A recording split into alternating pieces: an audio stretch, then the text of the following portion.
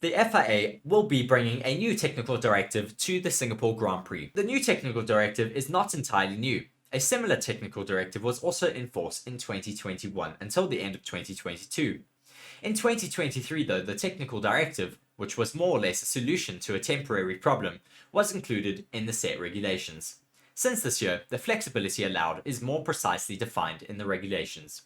But now it is necessary to reintroduce a technical directive to close down on loopholes that teams have found throughout the year, especially through certain interpretations of the text in the rules, as Formula 1 teams always do. Goss has said, but over the season, we felt that there has been a little bit too much creep in the design details of aerodynamic concepts and components. The FIA has been paying explicit attention to four main issues. The first indicates movement. Up, down, front, rear, left, and right of the wings relative to component that it is connected to. The second is more or less the same, but says that the wings are also not allowed to rotate relative to other components. Thirdly, elastic components are also not allowed, materials that can move under certain pressure and then easily bend back to their original shape. Finally though, components with a soft and bendable edge on the back are also prohibited. This material could prevent cracking due to deflection.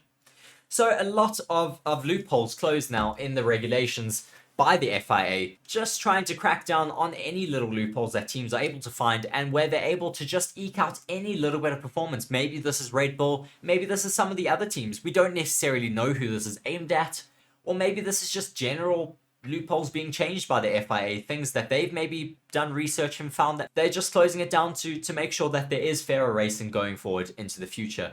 And hopefully this does maybe cause a bit of an upset in the Singapore Grand Prix and we see other teams being a little bit closer to each other. Maybe Red Bull falls back a little bit due to these regulations coming in. We will have to wait and see. Let us know what you think in the comment section.